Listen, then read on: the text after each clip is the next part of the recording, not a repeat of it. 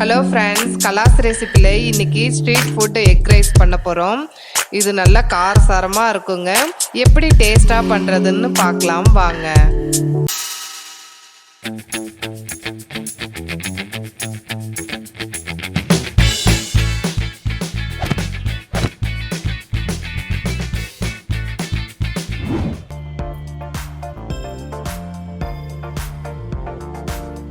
கடாயில் கொஞ்சம் எண்ணெய் சேர்த்துருங்க. ஒரு பவுலில் 4 முட்டை உடச்சி வச்சுருக்கோம். அதை இது கூட சேர்த்து நல்லா வதக்கிக்கோங்க. நான் இன்றைக்கி 2 பேருக்கு தாங்க செய்கிறேன். முட்டை எக்ஸ்ட்ரா போட்டால் நல்லா இருக்குங்கிறதுக்காக ஒரு முட்டை எக்ஸ்ட்ரா எடுத்திருக்கேன். கொஞ்சம் ஃப்ரை ஆனோடனே 3/4 டீஸ்பூன் மிளகுத்தூள், உப்பு எதுவும் சேர்க்காதீங்க. சாதத்தோடு சாப்பிடும்போது கரெக்டாக இருக்குங்க. முட்டை ரெடி ஆகிடுச்சு. இது ஒரு பிளேட்டில் எடுத்து வச்சிடலாம். அதே கடாயில் கொஞ்சம் எக்ஸ்ட்ராவாக ஆயில் சேர்த்துக்கோங்க.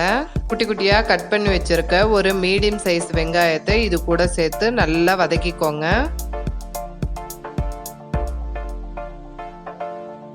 வெங்காயம் வதங்கின உடனே இஞ்சி பூண்டு பேஸ்ட்டு 1/4 டீஸ்பூன்.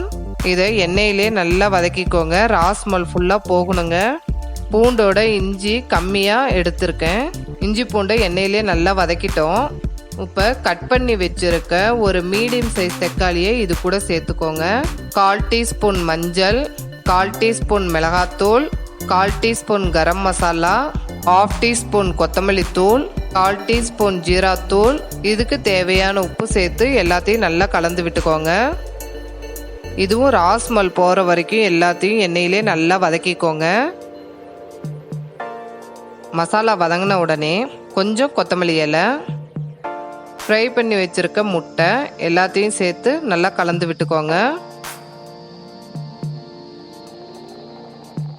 லாஸ்டில் வேக வச்சு எடுத்து வச்சுருக்க 2 கிளாஸ் சாதத்தை இது கூட சேர்த்து நல்லா கலந்து விட்டுக்கோங்க. இதை நீங்கள் நார்மல் ரைஸ்லேயே செய்யலாங்க. ரொம்ப நல்லாயிருக்கும்.